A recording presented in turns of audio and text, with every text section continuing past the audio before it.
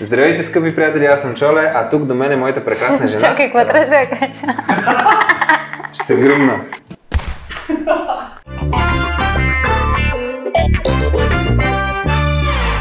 Здравейте, скъпи приятели, аз съм Чоле, а до мен е моята прекрасна жена Ронси. Ние сме на гости в VBOX Studio и днес ще отговорим на няколко въпроси за семействата или за връзките. Отговорим на няколко семейни въпроса. Добре. И се надяваме да се скараме. Ние най-вероятно ще се скараме.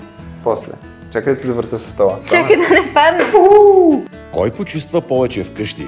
Аз почувствам повече и почиствам повече. Тя почиства повече със сигурност. Но аз напоследък съм взел ангажимента да пускам перални и това и да простирам. Абе не бе, и ти правиш някакви неща, обаче никога не миеш чиниите. Да. Защо не миеш чиниите? Аз цапам, тя почиства. Какъв ти е проблема с чиниите, я кажи? Мразя водата. Кой има по-нареден гардероб? Аз имам ли гардероб изобщо? Тя ми е взела целият гардероб, откъде да знам? Ние имаме един общ гардероб и така. Значи, тук имаме 5 рафчета, тук имаме 6-7 и по средата, нали? Това са за качалките. Всичко е мое, само един рафт е него. Да, имам и аз един. И затова гардероба ни винаги е подреден. Така ли? Да, виж. Не съм отварял гардероба, не знам. Кой избягва общите домакински задължения?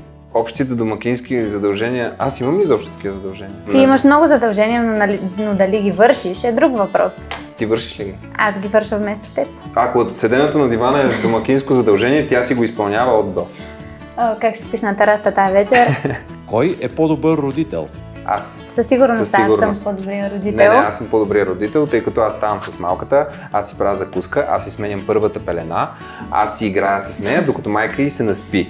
След това тя става, прави закуска, но аз през повечето време си играя с малката. Това е пълна лъжа, значи ти ставаш, правиш закуска на малката, това са 5 минути, след което, беби, може ли да стане, защото много ми се ходи до тоалетна?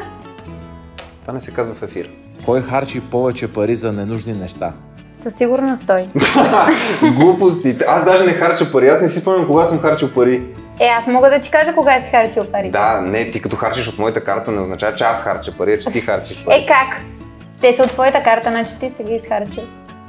Кой се занимава повече с собствената си външност? Тя, със сигурност.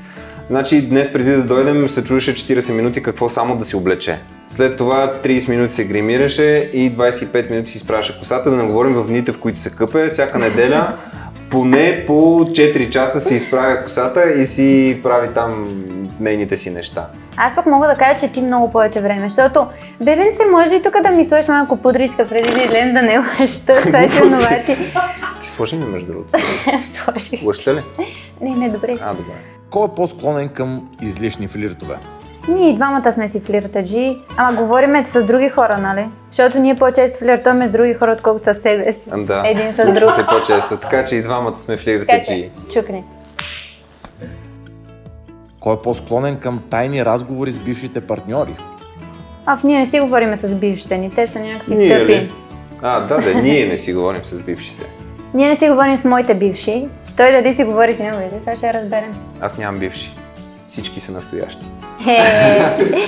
След това отговор сигурно ще спиш на тераста.